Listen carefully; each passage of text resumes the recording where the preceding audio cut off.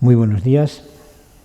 En esta fecha de la presentación de la Virgen María en el templo, tenemos la oportunidad de que Jaime Vilalta Berbel, escritor, investigador e historiador y profesional del turismo religioso en Fátima, Portugal, nos hable de esas intervenciones de Dios nuestro Señor y de la Virgen en Fátima.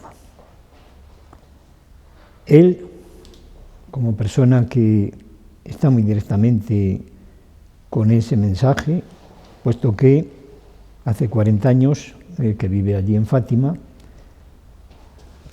comenzó muy cerca del padre Pablo Bausman, fundador del Ejército Azul de Nuestra Señora en España, a colaborar con él y posteriormente también en el Apostolado Mundial de Fátima, como hoy día se denomina. Por ello, querido don Jaime, yo querría que usted nos expusiese pues algunos puntos acerca del mensaje. Y el primero, cómo Dios nuestro Señor y por qué y para qué envía al ángel de Portugal, como él mismo se va a denominar, a tres niños pobres, analfabetos, pero creyentes, porque sabían rezar el rosario ya. En sus familias realmente había una vida cristiana intensa. Y no solamente de actos, sino también de virtudes, como por ejemplo Lucía ha manifestado en sus memorias, sobre todo en la quinta y en la sexta, dedicadas a su padre y a su madre respectivamente. Gracias, queridísimo don Jesús. Realmente mi vinculación a Fátima principalmente, y hemos hablado aquí de nuestro queridísimo también y llorado padre Pablo Bausman, pero yo diría antes ya al padre Joaquín María Alonso. Aquellos años 70 fue cuando yo lo conocí en Fátima y estuve 5 largos años trabajando directamente con él en la obra crítica de Fátima, y por esto creo estar capacitado para responder a esta pregunta y a dar origen a este libro que ya hoy estará en 6ª edición. Bien, en 1916 se abre el cielo y baja del cielo a la tierra, en esta tierra bendita de Portugal, y concretamente de Loca do Cabezo, el ángel. Y baja el ángel para prepararles y también para confortarles con la Sagrada Comunión.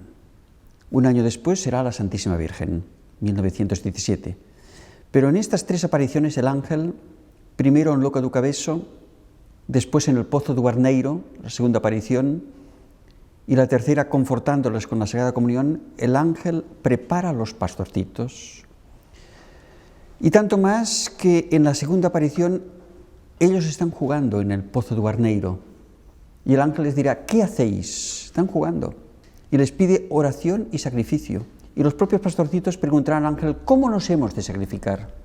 ¿Cómo nos hemos de mortificar? Pregunta que hacen al ángel, que además se presenta como ángel de Portugal, porque Portugal está en guerra. Porque para conocer mejor las apariciones de la Santísima Virgen y estas del ángel, hay que comprender, hacer un encontramiento histórico de cómo está el mundo, cómo está Portugal, que se ha implantado una república, porque el último rey de Portugal ha sido asesinado pocos años antes, en 1910, padre e hijo. Y con este asesinato queda abolida la monarquía, se implanta la república, y en esta república hay una persecución a la Iglesia, pero al mismo tiempo Portugal está atravesando una guerra mundial, y es por esto que el ángel se presenta en Portugal como ángel de la paz. Lo veremos después en las apariciones de la Virgen, que se referirá a que la guerra va a terminar, pero también profetizará que si los hombres no hacen lo que yo diré, vendrá otra guerra mucho peor. Pero nos centramos ahora en la aparición del ángel en 1916 por la importancia, y es que el ángel conforta con la Sagrada Comunión a los 3 pastorcitos, pero da apenas el cuerpo de Cristo a Lucia, que es el nombre correcto. Nosotros en español decimos Lucía, pero se ha comprobado que la festividad, su onomástica era por San Lucio. No es Lucía la patrona de la vista, es por San Lucio, y tendremos que ir acostumbrándonos ya con la oración que se está difundiendo pidiendo la beatificación de la hermana, pidiendo por la hermana Lucia. Lucia recibe el cuerpo de Cristo porque ya ha hecho la primera comunión. Y la ha hecho antes de la edad reglamentaria, porque ya se sabía el catecismo. El párroco, el padre Ferreira, le dio la primera comunión porque estaba ya la niña preparada, y preparada además por aquel anciano sacerdote que la confesó por primera vez, el padre Cruz. Y que en aquella confesión, el padre Cruz, es muy curioso, en aquella parroquia de Fátima, le dijo: guárdalo, el Señor tiene grandes designios sobre ti, como profetizando el santo padre Cruz, cuyo proceso está abierto también en Portugal, de que aquella encantadora niña que se confesaba por primera vez y que después de recibir a Jesús escondido en la primera comunión se arrodilla delante de la imagen de aquella parroquia de Fátima, una imagen de la Virgen del Rosario, y se entrega, se consagra a María a través de aquella imagen, y que la imagen la sonrió. La primera imagen que está hoy en la parroquia de Fátima. En el crucero a la derecha.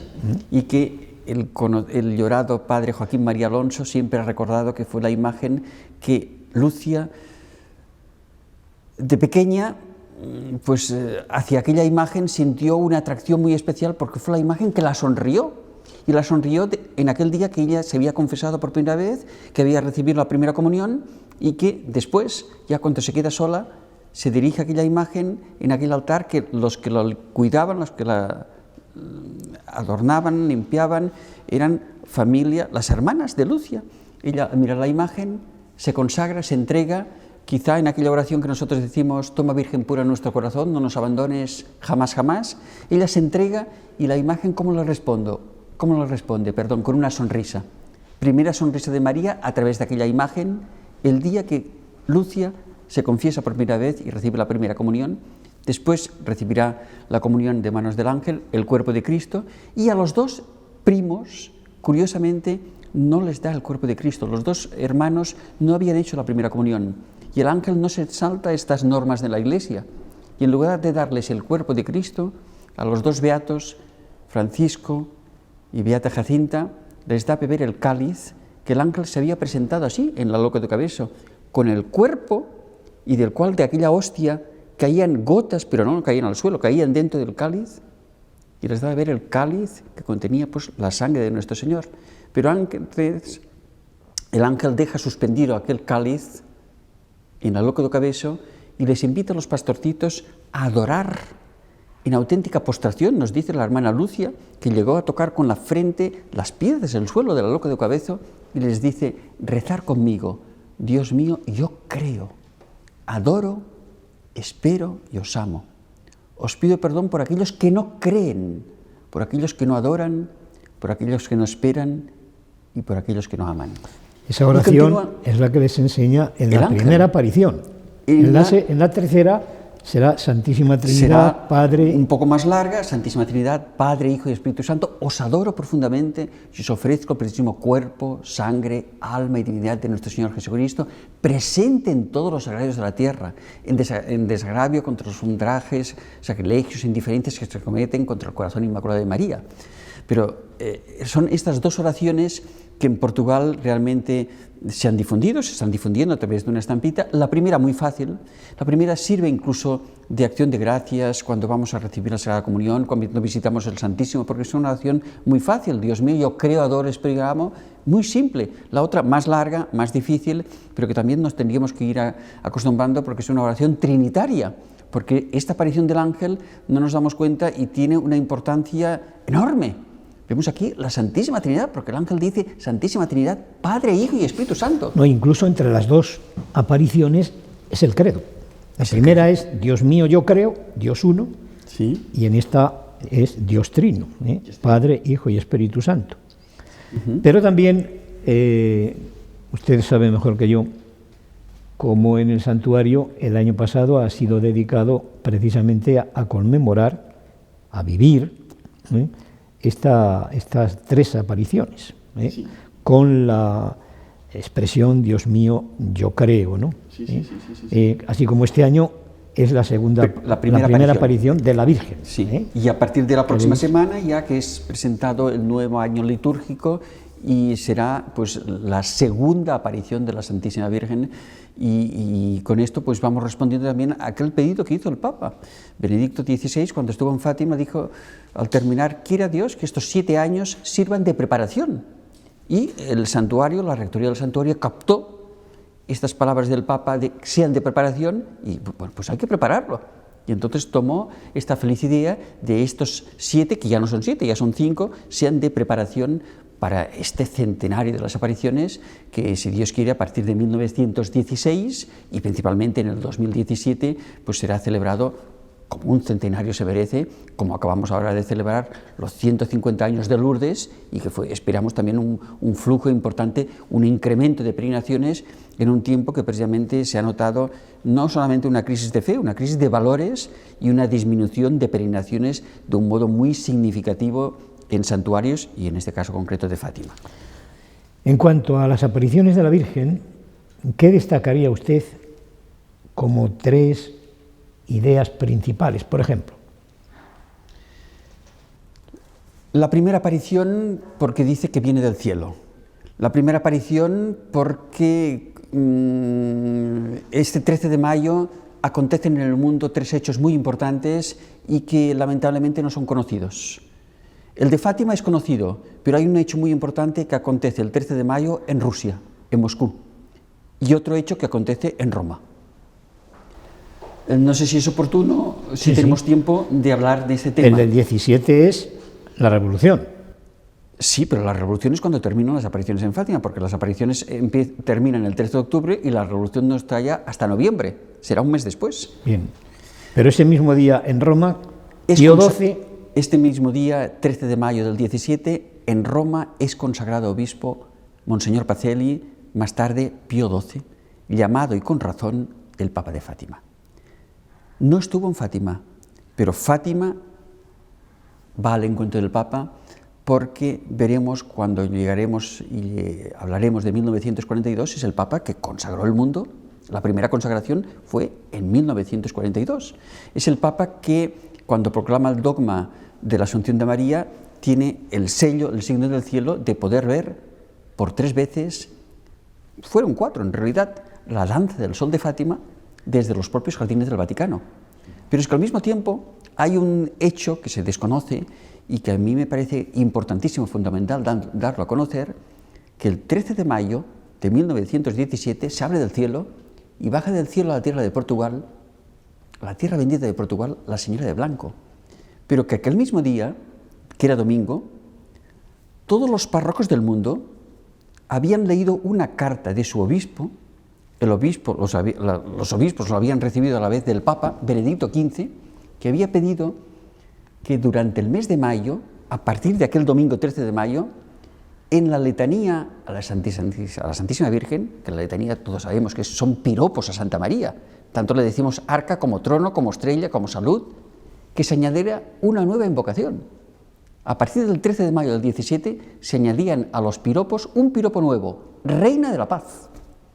Y este dato se desconoce. Hay una encíclica del Papa Benedicto XV donde pide que los niños del mundo se dirijan a María invocando el don de la paz, pero invocándola con este nuevo título, como Reina de la Paz.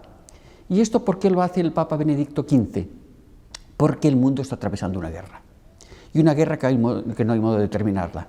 Y no se le ocurre otra cosa que sean los niños del mundo entero, quienes se dirijan a ella, a la Señora, a Santa María, pidiendo, implorando con sus almas limpias, puras, inocentes, la paz del mundo, invocándolo con este título, como Reina de la Paz, que hemos añadido a las letanías, como ahora se ha añadido más recientemente, Reina de las Familias. Pero Reina de la Paz desde el 13 de mayo de 1917. Bueno, esto en cuanto a la primera idea de que la Virgen viene del cielo, el mensaje viene del cielo. Y que les promete el cielo a los pastorcitos. Y les promete el cielo, e incluso Francisco, después de rezar muchos rosarios, ¿no? Sí, porque Francisco era un niño como todos los niños, y además de un niño de esta edad, no podemos esperar, sino que todos los momentos sean para jugar, y el rosario 50 de María se le hacía muy pesado y se inventa aquel rosario, que era decir Ave María, Ave María, Ave María, Ave María, Ave María y Gloria. Y en menos de 5 minutos se comía un rosario, y era el rosario que rezaba con su hermana y también con su prima, lo rezaban, y que la Santísima Virgen le regaña y le dice que también Francisco irá al cielo. Cuando Lucia se dirige preguntando a la Santísima Virgen, ¿iré yo al cielo? Sí irás, y Jacinta irá, pero Francisco tarda unos segundos y como regañándole. Aquí vemos que la Virgen es Madre de Dios, pero también es nuestra Madre, sobre todo de los que más necesitan, de los pecadores, necesitan de Santa María, de la Santísima Virgen. Le dice, también Francisco irá al cielo, pero antes deberá rezar muchos rosarios, por aquellos rosarios que había mal rezado antes de las apariciones, porque después de esta primera aparición de la Virgen y tanto más también a partir de las apariciones del ángel, se producen en los pastorcitos una transformación. Pasan de ser unos niños, el caso concreto del Beato Francisco, un niño travieso, un niño juguetón, un niño inventor, pasa a ser un niño contemplativo, que llegaba incluso a escaparse del colegio para consolar al que él cariñosamente llamaba Jesús escondido. Y no tiene reparos en decirle a Lucia, mira, tú, Lucia, debes ir al colegio, yo te acompaño a la escuela, pero tú entras y cuando salgas me vienes a buscar. Yo me quedo en la parroquia consolando a Jesús escondido. Y no se escondía junto al sagrario, subía al púlpito donde el padre Ferreira pues, predicaba las homilías o en los tiempos de misión en aquella parroquia tan bonita que es la parroquia de Fátima y tan desconocida, porque la mayoría no visitan Fátima, visitan el santuario de Fátima, pero no van a la parroquia, y la parroquia sí tiene su importancia. Los de Valladolid sí que renovamos allí las promesas del bautismo todos los años. Se debería, porque es en aquella parroquia... Los 210 peregrinos, que solemos ir todos los años, allí renovamos las promesas del bautismo, precisamente para unirnos a los niños, que son conscientes de que tienen que agradecer los hijos de Dios y el portarse como tales. Aprovecho para deciros, y a usted en particular, en especial, don Jesús, que en aquella parroquia está enterrada una princesa árabe llamada Fátima, casada con el conde de Urén, y que murió con 18 años, y que su marido, que era guerrero, el famoso don Gonzalo, tragamoros, porque le pusieron este apodo porque se tragaba a los moros, se casó con Fátima, pero Fátima era una cautiva árabe, y el rey de Portugal le puso como condición que Fátima se convirtiera. Realmente Fátima se convierte al catolicismo, se hace cristiana, y como regalo de bodas, el rey de Portugal le ofrece un condado, el condado de Ourén. Pero, como dice el refrán, fueron felices y comieron perdices. En el caso de esta boda de don Gonzalo con Fátima, vivieron pocos años, porque Fátima murió en la flor de murió con 18 años, y su marido enterró a Fátima en la hoy parroquia de Fátima, que no tenía nombre aquel pueblo, pero a partir del momento que entierran a Fátima se llama Pueblecito de Fátima, un caserío que eran como unas 20 casas, y contiguo la aldea de Aljustrel, donde allí sí que había como ya unas 30 familias. Era un poco mayor Aljustrel, si bien en Aljustrel no había parroquia. La gente de Aljustrel, del caserío de Aljustrel, iban a la parroquia de Fátima. Pero es en Fátima donde no solamente está enterrada Fátima, es en Fátima donde acudían los pastorcitos para cumplir con el precepto dominical. Es en Fátima donde iban al colegio, la escuela estaba junto a la parroquia. Detrás de la parroquia, la casa donde vivía el párroco, padre Ferreira, que entrevistó, primero incluso ni creía a los pastorcitos. Parecía como si hubiera un complot entre el párroco y Arturo de Olivera Santos. Tanto más de que cuando fueron secuestrados, la gente decía, esto es un complot, entre el padre Ferreira y Arturo han secuestrado a los pastorcitos. Bien, la parroquia de Fátima es importante también, yo diría que es lo más importante, porque está el sagrario del tiempo de las apariciones. Y es allí, en aquella parroquia, donde fueron bautizados los pastorcitos, donde acudían para cumplir con el precepto dominical y donde Jacintita tuvo una visión de la Santísima Virgen. Una aparición particular, pero que la Virgen se le aparece en aquella parroquia y con un rosario y le enseña cómo hay que rezar el rosario. Esto está reproducido en la parroquia en un cuadro que está en la entrada y que se abren las puertas y es donde hay como una escalera y que en el último escalón es donde se expone el Santísimo los jueves, que es en Portugal el día dedicado a la Eucaristía. Todas las iglesias de Portugal se expone el Santísimo, entonces aquellas puertas se abren y es donde, y en el cuadro es donde está representada pues una señora que se aparece con el rosario a una niña, pues es una aparición que tuvo Jacintita en aquella parroquia y que me alegra saber que cuanto menos Valladolid visita la parroquia. La segunda característica, ¿cuál es? de Tendríamos que ir a las la tercera apariciones? aparición. Tendríamos que ir a la tercera aparición porque es la tercera aparición la más importante en cuanto a que es la aparición del secreto. Y aquí vemos que la Virgen no fue en la primera, tampoco fue en la segunda, fue en la tercera aparición para que los pastorcitos ya estuvieran un poco preparados con las dos apariciones precedentes, el día 13 de mayo y el 13 de junio, para en la tercera enseñarles algo que los pastorcitos, que están ya rodeados por 200 personas en esta tercera aparición, ven en ellos caras de terror y oyen un terrible ¡ay, Nuestra Señora!, que se les escapa a la boca de los tres pastorcitos. Cuando se termina la aparición, la gente les acosa preguntas, pero ellos se limitan a decir: no podemos decirlo, es un secreto. Y Francisco y Jacinta se llevarán el secreto de esta aparición a la tumba. Será Lucia que en 1941, por obediencia a la Iglesia, revelará dos cosas que conocemos como dos partes, porque aquí también hay algo que deberíamos puntualizar. No podemos hablar de misterios, no podemos hablar de los secretos. Es un solo secreto, uno solo, dividido en tres partes. La primera parte, lo dice la propia Santísima Virgen: habéis visto el infierno, a donde van las almas de los pobres pecadores. Por lo tanto, la primera parte del secreto de Fátima es la visión del infierno, y por esto han dicho ¡ay, Nuestra Señora!, porque aquello lo ha dicho la propia Lucia, lo ha escrito en memorias. Fue una visión que apenas duró unos instantes, porque de lo contrario hubieran muerto de terror por lo que estaban viendo. Y después de ver el infierno, ¿qué es lo que les dice la Virgen? Habéis visto el infierno, donde van las almas de los pobres pecadores, pero para impedirlo, Dios quiere establecer en el mundo la devoción a mi corazón inmaculado. Y en Fátima, que la Santísima Virgen se aparece orante en esta actitud, en este momento la Virgen abrirá sus brazos y mostrará su corazón rodeado de espinas. Y continúa diciendo la Santísima Virgen: vendré a pedir la comunión reparadora de los primeros sábados de mes.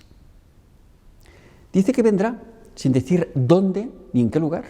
Por lo tanto, podía no ser en Fátima, como realmente hoy sabemos, si bien no se sabe lo suficiente, y lamentablemente empezando por España, porque quizá es más conocido Pontevedra en Estados Unidos que en la propia España, donde tenemos una auténtica reliquia de lo que empezó, pero que terminó. Porque debemos decir que las apariciones terminan siendo la hermana, que no era hermana, en aquel tiempo es Sor, debemos llamar Sor porque era religiosa Dorotea en Pontevedra, y después pasó a ser Sor también en Tui, donde ya en 1929 concluyen las apariciones de la Santísima Virgen en este ciclo que después hemos sabido, ahora a la muerte de la hermana, que hubo una séptima aparición, y que la séptima aparición había sido prometida el 13 de mayo, porque el 13 de mayo, cuando se aparece, dice: venid aquí durante 6 meses seguidos, en octubre os diré quién soy y lo que quiero, y aún volveré aquí por una séptima vez. Pero atención, la Santísima Virgen en Fátima dice: volveré aquí. Por lo tanto, este aquí y esta séptima aparición no puede ser considerada la aparición de Pontevedra, porque la Virgen dice aquí. Y hoy sabemos que esta aparición, yo ya naturalmente en las dos últimas ediciones del libro las añado, porque hasta ahora lo desconocíamos, se ha sabido recientemente, concretamente a la muerte de la hermana, de que hubo una noche oscura de la hermana Lucia, el 15 de junio de 1921, cuando ella tenía que dejar su familia, Cova de Iría, Aljustrel, para ir a dónde? Siguiendo las directrices del obispo don José Alves Pereira de Silva, primer obispo de Leiría, que mandaba a Lucia a un colegio, Asilo Vilar, en Oporto. Ella se tiene que despedir de la tierra, le cuesta, pero se despide. Pero cuando llega a la capilla de las apariciones en la Cova de Iría y se tiene que despedir, allí sí que hay un desgarramiento. Allí sí que Lucia pasa un momento, una noche oscura. Es en este momento que le vienen dudas. Es en aquel momento que Lucia está dispuesto a desobedecer la directriz de don José Alves Correia da Silva, y en lugar de ir a Oporto, está decidida a decirle: no voy para Oporto, voy para Lisboa, que he conocido unas marquesas y además está mucho más cerca de Fátima para venir, para estar con mi familia. Se pone a llorar. Y en este llanto siente como una mano se apoya en su hombro, es María, es aquella que había visto antes en 1917, que le dice: estoy aquí por 7ª vez, anda y obedece al obispo, que esta es la voluntad del Señor. Y entonces ya se terminan las dudas. La Santísima Virgen se ha aparecido por 7ª vez, porque le ha dicho: estoy aquí por 7ª vez, pero todavía la Virgen parece como, ya hay aquí un pormenor quizá pequeño, pero yo lo veo importante. Nos lo cuenta ella en su diario personal y que ha sido publicado ahora a raíz de su muerte en el 2005, que ya cuando se marchó de Cova de Iría en dirección a la Iría con su madre, miró para atrás y donde hoy está la torre de la Basílica de Nuestra Señora del Rosario, porque ya tenemos una basílica nueva de la Santísima Trinidad, recién era una iglesia, pero ahora ya tiene el título de basílica, dice la hermana que en el momento que mira donde hoy está la torre, le pareció ver la silueta de la Virgen que le animaba por 2ª vez a cumplir la voluntad del Señor, que era seguir la directriz del obispo, y la mandaba ir a el asilo Vilar en Oporto, donde entró y allí sabemos por el padre Joaquín María Alonso, este gran historiador de Fátima, que escribió tantísimos libros y que debemos la Casa de Pontevedra a las gestiones que realizó y dinero que se recogió para comprar la casa en Estados Unidos, porque sabemos que la Casa de Pontevedra tuvo una negociación difícil porque las hermanas Dorotea se querían deshacer de la casa, pero el padre Joaquín María Alonso veía en aquello una reliquia y que no podían convertir la casa en un hotel ni en una casa cualquiera, que había que comprarla. Y entonces el padre Joaquín María se fue a América y consiguió, a través de Hafer y también del ejército actual de Selbstdegen de Suiza, se consiguió el dinero para conseguir comprar la casa de Pontevedra. Después las hermanas no le dieron ninguna importancia al lugar de la aparición y además fue la Santísima Trinidad en 1929 en Tui, y el altar de Tui está hoy en Pontevedra, gracias a Dios, que es una gran reliquia. Ojalá hubieran vendido también la casa sagrario de Tui. Y sí. un círculo que hay allá. Se trasladó el lugar de la aparición de Tui a Pontevedra y hoy es un relicario. Debemos reconocer, y lamentablemente es un poco conocido en España, pero que tenemos los españoles una gran reliquia del lugar donde se aparece, que viene a pedir la comunión reparadora de los primeros sábados, y además el altar donde se aparece después, 4 años más tarde, en Tui. Pero en medio de este 1925 de Pontevedra y 1929 en Tui, hay aquí un pormenor desconocido que es en 1926. La Casa de Pontevedra hoy, por decreto del Papa Juan Pablo II, es santuario del Corazón Inmaculado. Que hizo de el María, beato Juan Pablo II, declarar eso santuario. Que quede claro, porque, en fin, eso debería tener otra reestructuración y otro modo de actuar. Pero, en fin, vamos a Y no solamente que continuar. quede claro el que es santuario, el que es una continuación, porque en mis 42 años que yo llevo en Fátima, porque estoy en Fátima desde 1970, cuando yo les comento a los grupos, tanto de España como de América del Sur, que pasan por Fátima, que la Virgen se aparece después en España, dicen: no, esto de España no está aprobado. Está aprobado, reconocido. La aparición de Pontevedra es una continuación, además de aquí, de esta Santa Casa donde estamos hablando, y que fue rector don Francisco Cerro, actualmente obispo de Coria Cáceres. Escribió don Francisco un librito pequeño que no tiene desperdicio sobre Fátima, donde relata realmente esta aparición de Pontevedra y de Tui, porque es el colofón, es la continuación, y debemos decir que no se comprende Fátima sin Pontevedra y Tui, igual como no se comprende Tui y Pontevedra sin Fátima. Tenemos que ver en esto una continuidad, y deberíamos cada vez más dar a conocer esta reliquia que se tiene de esta Santa Casa, deberíamos llamar, y con razón me lo acaba de recordar, que es santuario reconocido por el Papa y que está siendo un centro de peregrinaciones cada vez con más movimiento. Hay 2 hermanitas que la atienden, desde aquel padre José que arrancó con las 2 hermanitas de la Casa de Pontevedra, pero hay que darla a conocer y fomentar, divulgar las peregrinaciones a Pontevedra, y tanto más de que es Camino de Santiago. Y pasar también por Tui, donde hubo esta revelación del misterio de la Santísima Trinidad. Muy bien. La tercera característica, la primera ha dicho que viene del cielo y que estamos destinados al cielo. La segunda, lo que es el secreto de Fátima, con 2 partes que usted ha explicado.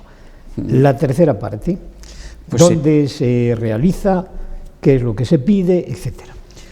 La Virgen, en la tercera aparición, al mismo tiempo que dice que vendría a pedir la comunión reparadora, habla también de que vendrá a pedir la consagración de Rusia. En la parte hoy pública, porque siempre lo fue, no fue ningún secreto. Secreto fue la tercera parte. Y tercera parte fue secreto porque el destinatario era el Papa.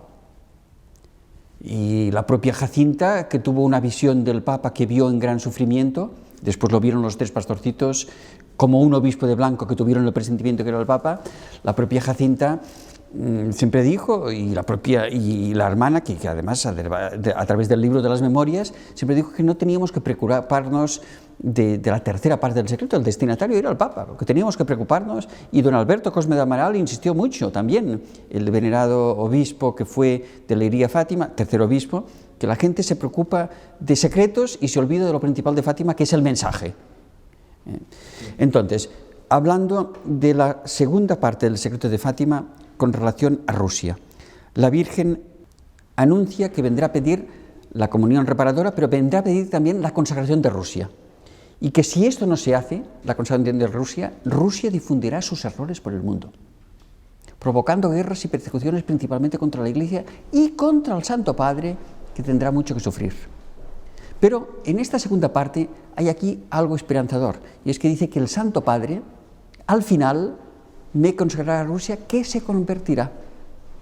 Rusia se convertirá y será concedido al mundo un tiempo de paz. Y esta consagración la hace el Papa Pío XII en 1942, pero incompleto según los deseos expresados por el cielo. Es más, el hoy beato Juan Pablo II sufre un atentado el 13 de mayo, todo es conocido, 81, en la Plaza de San Pedro, coincide con el 13 de mayo, por lo tanto fue una señal, un signo de Dios. Estando en la clínica Gemelli, el hoy beato Juan Pablo II pidió toda la conmemoración de Fátima. Quiso enterarse de Fátima y pidió también traerme la tercera parte del secreto. Traerme un sobre que han visto ya mis antecesores. Cuando leyó esta tercera parte, Juan Pablo II dijo, tengo que hacer algo por Fátima. Y lo primero que hace es, a un año después, ir a Fátima. Pero pone como condición, cuando en la rectoría del santuario y en el programa de actos de lo que tenía que hacer en el viaje a Portugal, por supuesto, tenía que llegar a Lisboa, una concentración en Lisboa, la Santa Misa en Lisboa, con la juventud, pero en Fátima puso como condición que a las 4 de la tarde le dejaran solo en la capilla de las apariciones. El Papa puso esta condición porque a aquella hora se cumplía un año del atentado que habría sufrido y que milagrosamente salió ileso por un milagro. Porque realmente no se comprende cómo Aliatka, que disparó para matar, aquel disparo no fue por el camino más corto. Tocó un dedo y la bala que entró realmente no tocó un órgano vital o no se desintegró. Por lo tanto, aquí los milagros fueron varios. Pero aparte de esto, el Papa, en las 4 de la tarde, cuando oró a la Santísima Virgen, mirando la imagen en una oración de místico, porque debemos reconocer que el Papa actual, un Papa teólogo, el Papa anterior, un Papa místico, debía estar viendo a la Santísima Virgen sin duda, no a través de aquella imagen, no me atrevo yo a decir que vio a la Virgen, que tuvo una aparición, pero realmente fue una súplica y fue un decirle a la Virgen a través de aquella imagen de la capilla de las apariciones, tengo que hacer algo. Es curioso que al terminar la oración se encontró con la hermana Lucia y se encontró donde están enterrados los pastorcitos. Se encontró con Lucia donde está Jacintita. Naturalmente que cuando se aproxima al Santo Padre, Lucia, que estaba de rodillas rezando, se pone de pie y el Santo Padre se arrodilló, hizo una oración donde están los restos incorruptos. También es un pormenor a tener en cuenta que Jacintita está intacta.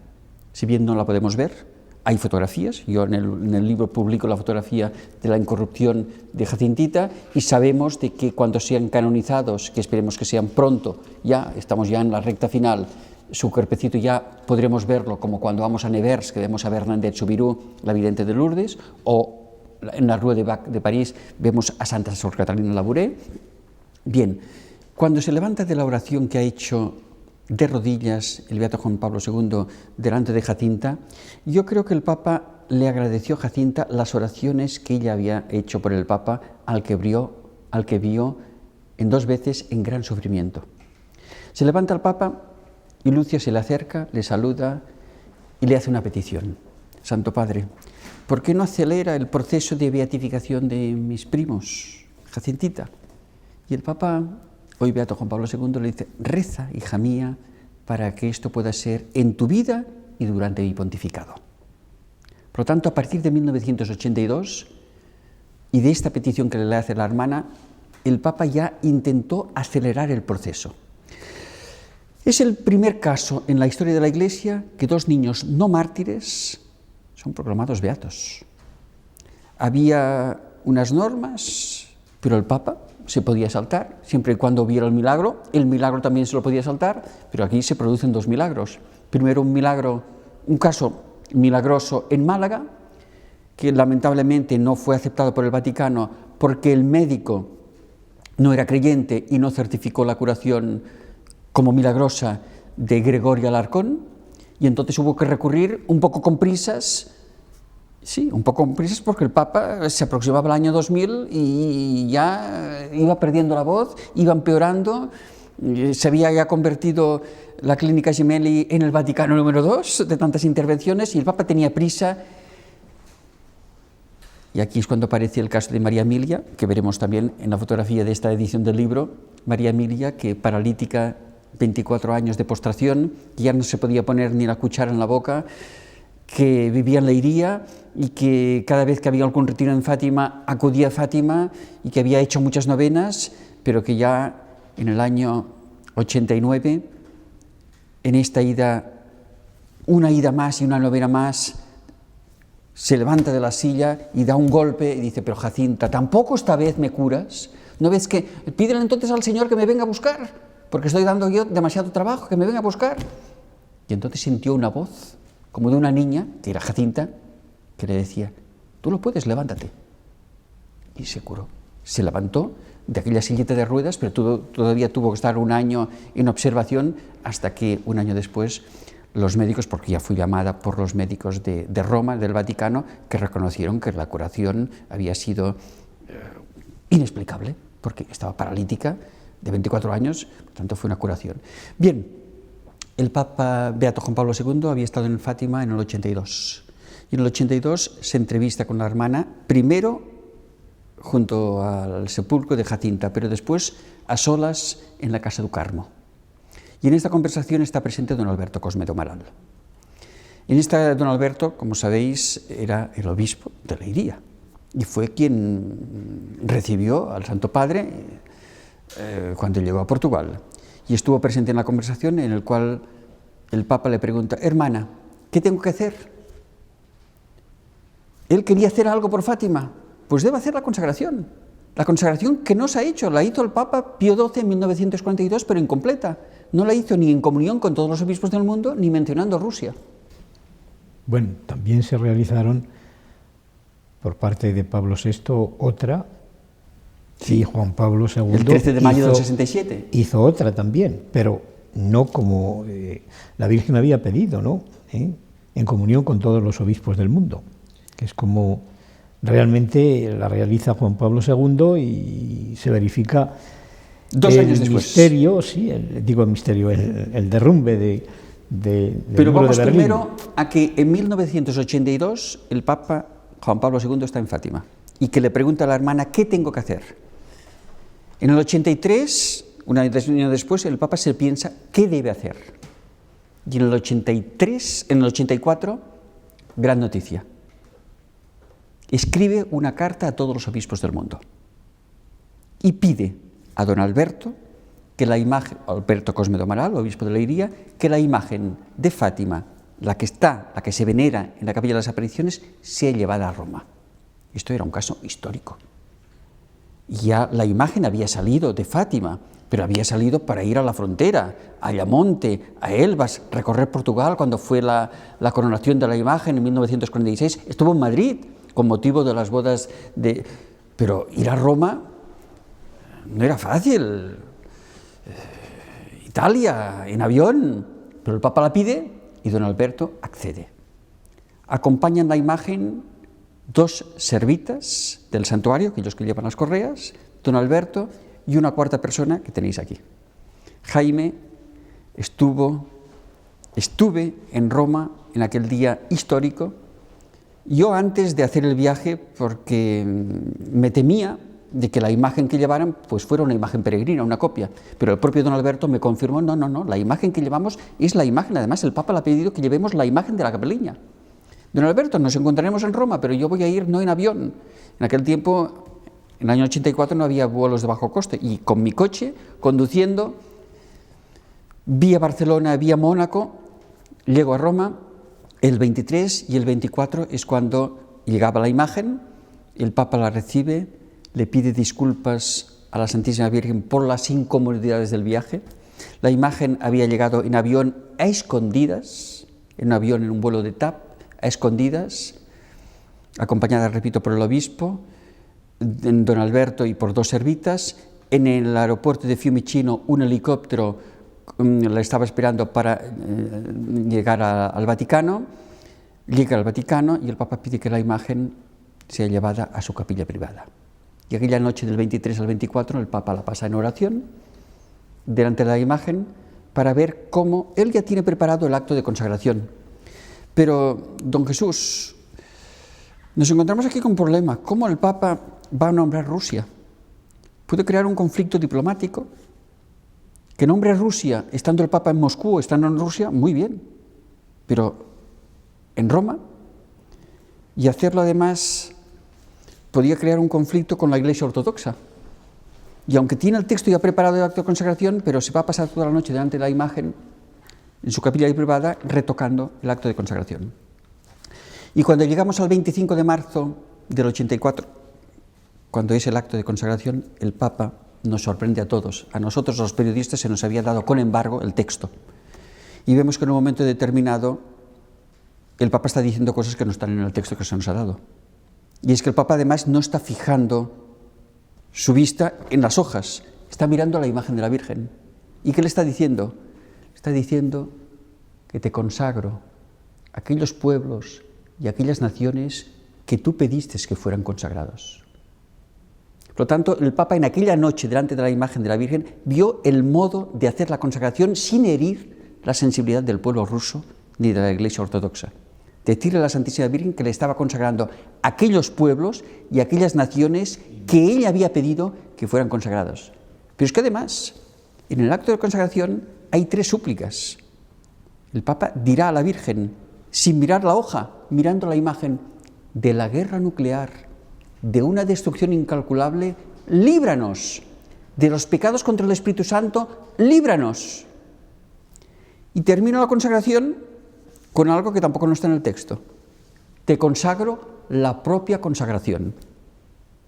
¿Qué quería decir esto? Vulgarmente, no quieres caldo, 2 tazas. Le estaba diciendo la Virgen, primero, en el acto dice, estoy aquí unido en unión colegial con todos los obispos del mundo, porque me había mandado una carta. Algunos obispos estaban allí.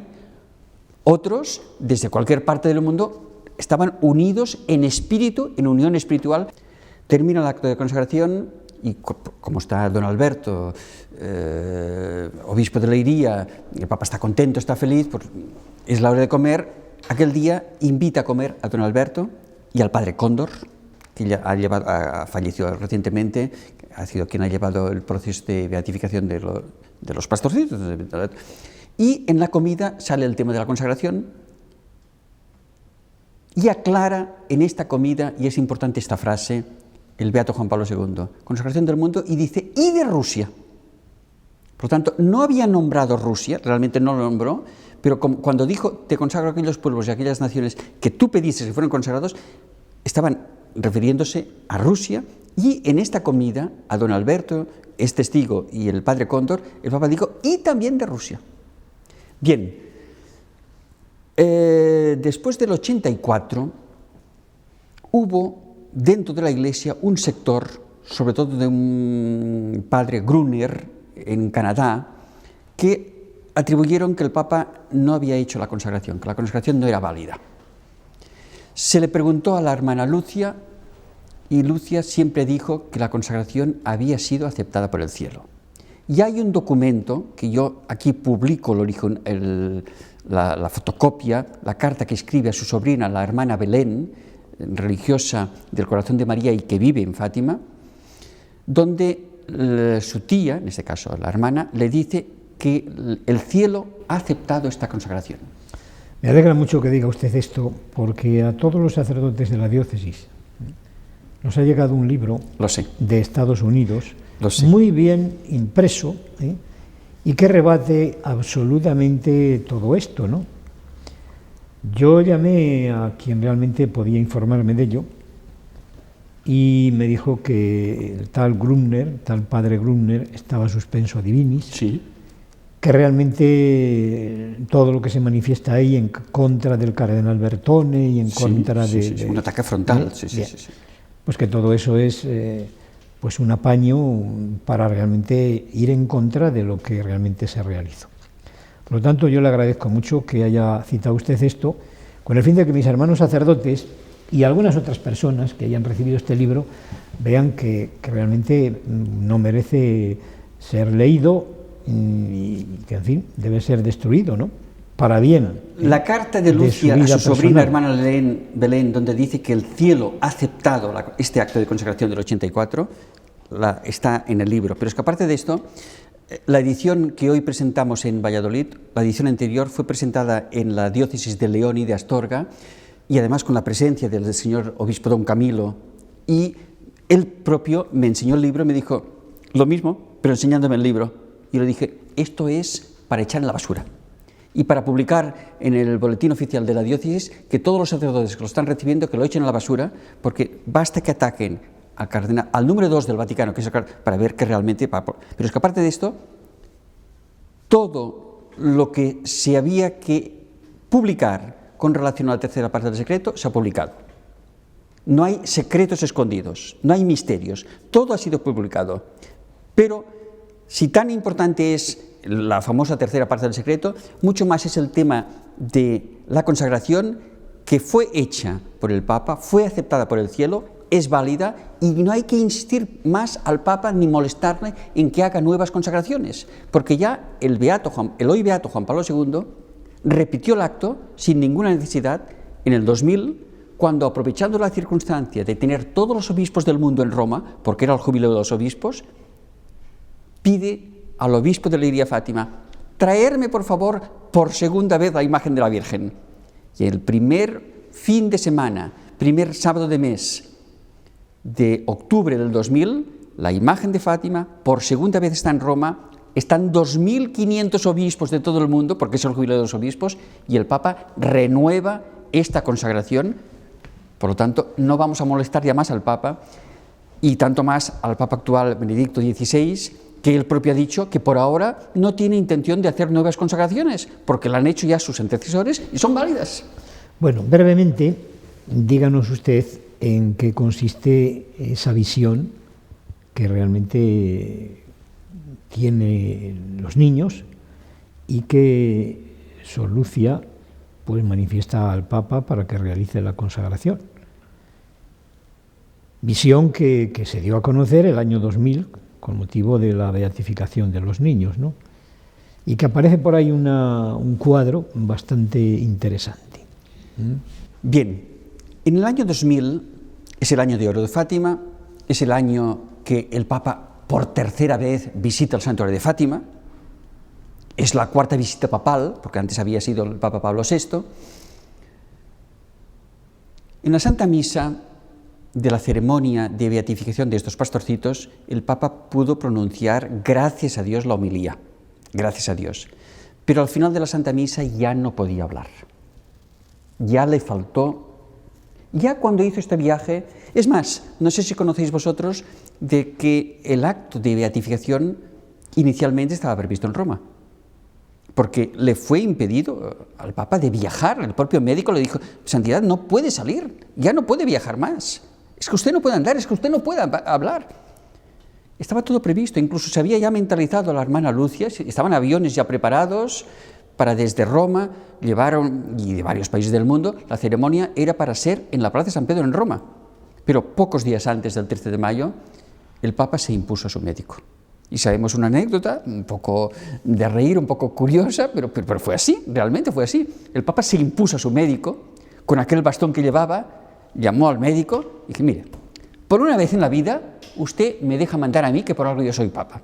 Mire, yo ya sé que estoy viejo, yo ya sé que voy a vivir pocos años, que no puedo hablar, que estoy mal, pero por una vez en la vida déjeme mandar y déjeme ir a Fátima por tercera vez. Porque esta ceremonia no debe ser en la Plaza de San Pedro en Roma, tiene que ser en Fátima.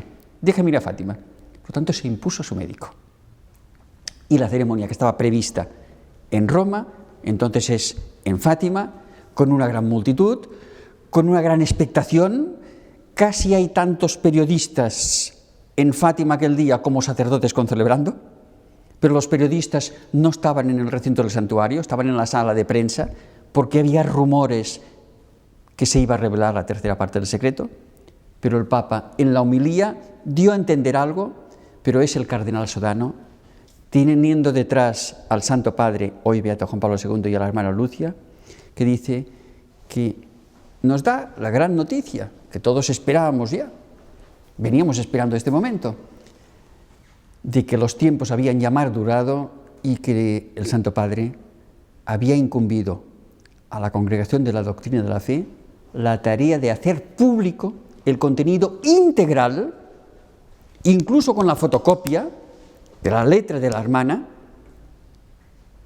porque el cardenal Bertone había estado con la hermana unos días antes y le había enseñado el sobre y la propia hermana le había dicho, es mi letra, es el sobre, y la interpretación que dio la hermana, que ya había preparado la Iglesia a través de la Congregación de la Doctrina de la Fe, la hermana dijo, sí, tuvimos el presentimiento de que era el Papa, pero a nosotros se nos dio el ver, la interpretación es la Iglesia, por lo tanto yo acato lo que la Iglesia dice, a mí se me dio el ver, la Iglesia interpreta, porque en este anuncio que hace el cardenal Sodano, de que había incumbido a la Congregación de la Doctrina de la Fe la tarea de hacer pública el contenido íntegro de la tercera parte,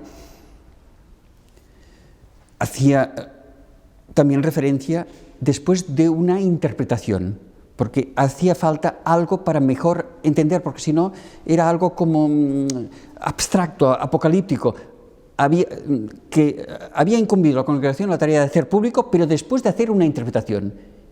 Y quien iría a hacer la interpretación era el cardenal Ratzinger, que hoy es el Papa Benedicto XVI. Por lo tanto, es la persona que más ha seguido de cerca el tema del secreto y el tema de Fátima. Y él hace la interpretación, la estudia, pasa el mes de mayo y es en una fecha tan bonita, tan simpática esta fecha de 26 de junio. Todos recordamos que es el aniversario del que ha sido 14 veces peregrino de Fátima y es el primer santo peregrino de Fátima, San José María. Día 26 de junio se nos convoca a todos los medios de comunicación social en Roma, están más de 2.000 periodistas y a las 10 de la mañana ya se nos dio el contenido, la tercera parte, pero con embargo no podíamos decirlo por teléfono hasta que no se leyera el contenido. Yo debo decir, don Jesús, que me sorprendió, porque realmente esperábamos algo más apocalíptico, algo más de fin de mundo, algo más, como decía el padre Joaquín María Alonso, que tenía que ver con aquella frase, porque la segunda parte del secreto de Fátima termina con en Portugal se conservará siempre el dogma de la fe, y después siguen 3 puntos suspensivos. El padre Joaquín María Alonso siempre se pensaba que esta tercera parte tenía que ver con la fe, con un tiempo de esclarecimiento de fe, porque había 3 puntos suspensivos, pero no. La tercera parte del secreto de Fátima es mucho más grave y yo creo que el mundo se ha preocupado más en tercera parte en cuanto a algo apocalíptico, algo de fin de mundo, algo catastrófico, y no se ha dado cuenta que es algo muy simple que tiene que ver con el Papa.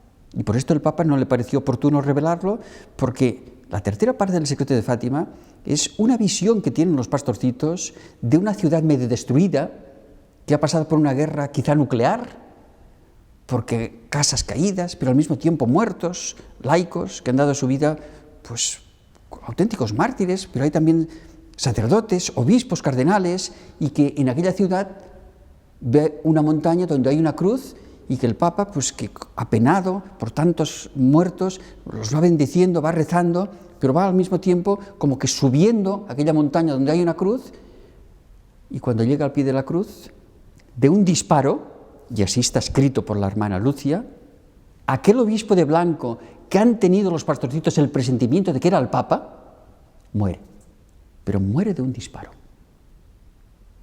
Pero en paralelo con esto, hay algo que es importantísimo. Hay algo que se nos tendría que poner realmente la carne de gallina de oírlo, y es que los pastorcitos vieron a un ángel con una espada de fuego que iba como que a castigar al mundo. Y que la Santísima Virgen detiene la espada y no habla, está triste. Y es el mismo ángel que va a castigar al mundo que gritará 3 veces, penitencia, penitencia, penitencia. Entonces la tercera parte del secreto de Fátima son estas 2 cosas. Por una parte, el obispo de blanco que tiene el presentimiento que es el Papa, los pastorcitos que tienen el presentimiento, pero que muere de un disparo. Pero otra parte, y yo creo que es lo más importante, un grito como el de Juan en el desierto, aquel grito de convertiros y creer en el Evangelio, se repite en la tercera parte del secreto de Fátima con aquel grito penitencia, penitencia, penitencia, como dando a entender que si hacemos penitencia, Dios salvará al mundo. Bueno, son las 3 palabras que la Virgen dice en Lourdes, y que ha dicho antes en la Salé, y que ha dicho antes, se va repitiendo. Podemos hablar en 15 apariciones de la Santísima Virgen reconocidas por la Iglesia, de las cerca de 2000 que hay en la enciclopedia de apariciones marianas, que hubo y que hay actualmente en el mundo, pero 15 reconocidas por la Iglesia. La tercera característica de las apariciones de la Virgen, la primera, el cielo, la segunda, el secreto, y la tercera... Yo diría que el corazón inmaculado de María y al mismo tiempo la comunión reparadora de los primeros sábados. Esta gran promesa que promete en la tercera aparición en Fátima, pero que la cumple con la aparición de Pontevedra.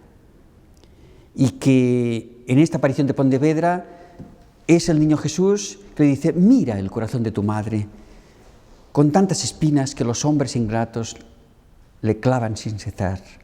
Tú al menos procura desagraviar y di que a todos los que durante 5 meses, el primer sábado, se confiesen, reciban la Sagrada Comunión con el fin de desagraviar y recen el rosario y me hagan meditación con el fin de desagraviar, promete asistir. De los misterios del rosario. Sí, sí, meditación, unos minutos de compañía, me hagan unos minutos, porque esto tanto es fundamental la confesión, porque no pueden ir a comulgar si no se han confesado, como también la tercera condición, que es rezar el rosario, pero meditando, no apenas rezando 50 Ave Marías y ya se termina, no, meditando, con el fin de desagraviar. Promete a todos los que durante 5 meses seguidos lo hagan, promete asistir en la hora de la muerte con todas las gracias necesarias para la salvación. Es la gran promesa, que es como un seguro para ir al cielo. Y tenemos aquí un caso, que yo lo cito en el libro, pero no es así tan desconocido.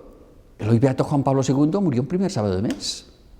Él, que era un gran devoto de esta comunión reparadora, murió un primer sábado de mes. Y la Virgen nos promete a que aquellos que una vez en la vida, basta hacerlo una vez, lo hagan, promete asistir en la hora de la muerte, y después si pueden hacer otra vez los 5, lo pueden aplicar a una persona de la familia, incluso a un fallecido, y conseguir con esto sacar a una alma que está en el purgatorio.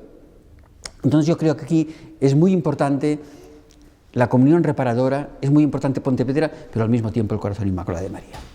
Bueno, es que Pontevedra sin el corazón inmaculado de María no es nada. Naturalmente. Es una característica... Es aparición del corazón inmaculado, y os invito a que si tenéis oportunidad de ir, y si no, que vayáis, porque merece la pena un viaje especialmente a Pontevedra. En Valladolid todos los años realizamos en el mes de junio esa peregrinación a Santiago, Pontevedra y Tui.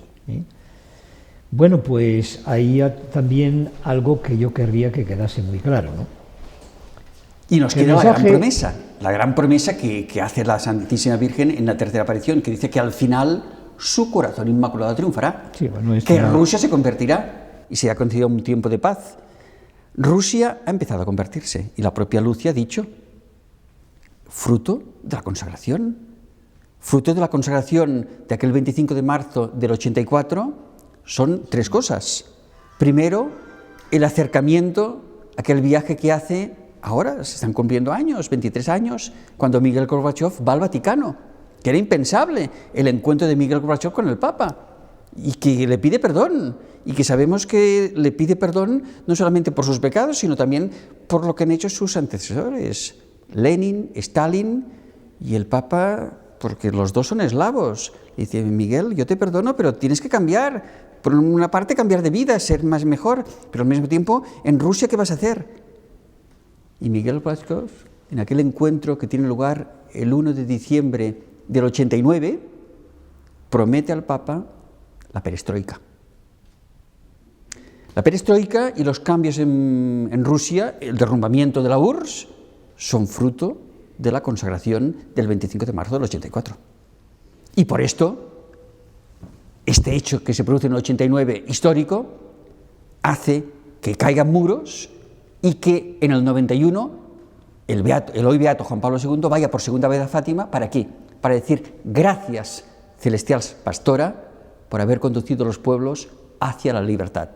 Porque la Virgen aquí ha hecho de pastora. Y el beato Juan Pablo II le dijo estas palabras que realmente son maravillosas. Gracias, celestial pastora, por haber conducido a los pueblos hacia la libertad. Pero no nos engañemos. Ha empezado una primavera en Rusia. Han caído muros en Berlín, en Checoslovaquia, en Hungría, en Polonia. Pero Rusia todavía no se ha convertido. El Papa no ha podido ir todavía a Moscú y, sin embargo, el Papa ha podido ir ya por 2 veces a Cuba. ¿Irá algún día el Papa a Moscú? Yo creo que sí. Y aquí yo debería recordaros, quizá don Jesús desconozca, que don Alberto Cosme de Amaral fue entrevistado por Radio Vaticana y vino a un observatorio romano cuando la imagen está por segunda vez en Roma, en el año 2000. Y don Alberto dijo que esta imagen no puede salir de Fátima, porque aunque sea para ir a Roma, mandada por el Papa, porque el Papa ha mandado que la trajeran, pero resulta penoso la gente llegar a la Cova de Iría y encontrar que la imagen no está, porque la gente va a la Cova de Iría por el lugar de la aparición, pero también van para rezar en el lugar donde está la imagen y ver la imagen de la Virgen. Resulta penoso no encontrar la imagen de la Virgen, que aprovecho para decir, quizá no conozca este hecho, que cuando la imagen no está, porque ha ido a Roma, la imagen que suple es la imagen que está en la parroquia de Fátima. La imagen que está en la parroquia de Fátima, en la parroquia primitiva, es la imagen que suple en la capeliña cuando no está la imagen de Fátima. Bien, pues don Alberto hace unas declaraciones a Radio Vaticana diciendo que esta imagen resulta penosa, que no puede salir, pero que le dice su corazón como que si proféticamente anuncie que esta imagen tiene que salir todavía. Y tiene que salir para acompañar al Papa. Y tiene que salir no para ir a Italia, a Roma, para ir a Moscú. Por lo tanto, esperemos que cuando el Papa, el Santo Padre, sea Benedicto XVI, sea quien Dios quiera, le irá a suceder, el Papa siguiente, pero el Papa tiene que ir a Moscú. Y le acompañará la imagen de la Virgen de la Capilla de las Apariciones. Muy bien. Pero yo querría que quedase algo muy claro. Y que realmente el cardenal Ratzinger, con motivo de la revelación del secreto, pues expuso en un documento muy importante. La diferencia que hay entre revelación pública y revelación privada, y cómo realmente el mensaje de Fátima está como incrustado en la revelación pública. La revelación pública ya sabemos que son todas esas verdades que esquemáticamente se contienen en el credo y realmente toda aparición, toda revelación privada tiene que estar de acuerdo con esos contenidos del credo. Es admirable cómo todo esto aparece en el mensaje de Fátima. Acerca de Dios uno, creo en Dios, en la primera aparición del ángel. como hemos dicho antes. En la tercera, la Santísima Trinidad. Mediante el rezo del rosario que la Virgen lo manifiesta en todas las apariciones, en las 6 apariciones, rezad el rosario para conseguir que la paz del mundo. Bueno, ¿qué impresiona en cada una? Bien, pero el rosario es la vida de Jesús. Sí. Misterios gozosos, misterios dolorosos, misterios luminosos que impone el Papa Juan Pablo II en su documento, el Rosario María. En misterios gloriosos, ¿no? La revelación que hace ella de las verdades eternas. En la primera aparición, el purgatorio, el cielo, en la tercera, el infierno, precedida, claro está, de esa muerte y de ese juicio que incluso pues manifiesta a los niños en la primera aparición, ¿no? En fin, todo esto que realmente es el Evangelio puro. Sí. No sé si fue Pablo VI el que dijo que el mensaje de Fátima era un Evangelio abreviado. Sí, sí. Y es cierto, es el Evangelio abreviado, es la revelación divina abreviada, ¿no? Por eso, pues yo como presidente del Apostolado Mundial de Fátima aquí en Valladolid, en la Archidiócesis de Valladolid, no dejo de insistir de vez en cuando que las revelaciones de Fátima hay que verlas dentro de la revelación pública. Por supuesto. Porque si no, entramos en un pietismo por supuesto. Que no es piedad. Por supuesto. El pietismo sabemos que es sentimentalismo, que sí. Pero la verdadera piedad es la que se fundamenta en ese vivir, vivir las verdades que ahí se manifiestan. Por eso la devoción a Jesucristo en la Eucaristía, donde está presente y donde está presente la Santísima Trinidad. El rezo del rosario, que no es mascullar oraciones, sino que es realmente el ir meditando esa vida de Jesús a través de lo que viene a propósito de lo que yo quería comentarle también, de estos 42 años míos en Fátima, y que veo, por una parte, sed de Dios. Porque, ¿qué busca la gente en Fátima? Muchos la alegría perdida. Va mucha gente a Fátima que están en auténtico estado de desesperación. Han perdido la alegría. Hoy está de moda la depresión. Pero la depresión, ¿por qué, don Jesús? Porque la gente ha dejado de confesarse. Y entonces, como no se confiesan, van acumulando faltas, algunas de ellas graves, gravísimas, pecados mortales, y entran en un estado. Aquella persona, si se confiesa, no tiene que pagar como cuando va al psiquiatra, al psicólogo, y además recibe el perdón de los pecados. Yo diría siempre que ir a Fátima tiene que ir acompañado de la confesión, y una buena confesión, porque si no, mejor que no vayas a Fátima. Fátima tiene que ir con la confesión en paralelo. Pero aparte de esto, esta gente que va a Fátima buscando la alegría perdida, sedienta de Dios, veo un número bastante elevado de gente que vienen a Fátima en este terreno que hablábamos. Un poco del fanatismo, van muy detrás de las apariciones. Y van bien a la aparición de Fátima, pero la semana siguiente se van a la aparición que han oído de que hay apariciones a 40 o 50 kilómetros. No debemos ir detrás de las apariciones. Tenemos a Cristo, que está en el sagrario, más visitas al Santísimo, que está el Señor real y presente, y menos andar en este rosario de apariciones. Las peregrinaciones tienen que ser una reafirmación de lo que uno cree. Por supuesto. Y de lo que uno cree, es caminar hacia Dios. Y de lo que uno cree y que se va a encontrar precisamente en ese santuario, que puede ser la devoción eucarística, que puede ser pues la devoción a la Virgen María, que puede ser la devoción al Rosario, pero todo en definitiva como medio único para en ese momento encontrar más al Señor. Pues hay aquella frase de San José María, fundador del Opus Dei: a Jesús se va y se vuelve por María. Va directamente a Fátima. Cuando perdemos a Jesús, el camino más corto es María. Entonces quizá María apareció en Fátima para llevarnos a Jesús. Bueno, pero si es que en definitiva, si es el mismo camino que tenemos, si Dios ha venido a nosotros a través de la Virgen, nosotros debemos ir necesariamente a través de ella hacia Dios. Ese no es nada más que poner en práctica lo que el Señor ha hecho. Y por otra parte, Fátima, en palabras del propio Papa, de Benedicto XVI, es la más profética de las apariciones de los tiempos modernos. ¿Qué quiere decir esto? Que de las 15 apariciones reconocidas por la Iglesia hasta este momento, porque la Iglesia es muy cautelosa, y quiero llamar también la atención a todos de que en este tema de visiones, de apariciones y de milagros, la Iglesia va con pies de plomo. Y en el caso de Fátima, aun a pesar de la danza del sol, la Iglesia tardó 13 años hasta que el obispo de Leiría, don José Alves Correia de Silva, declaró como dignas de crédito las apariciones, no como dogma de fe, dignas de crédito las apariciones de la Virgen en la cova de Iría. Entonces nosotros, hoy que en el mundo hay tanta sed de milagros y de apariciones, debemos también oír a la Iglesia, la Santa Madre Iglesia, y no ir tanto detrás de las apariciones, perdonar que os insista en este tema ya por segunda vez, y visitar más al Santísimo, que tenemos sagrarios abandonados.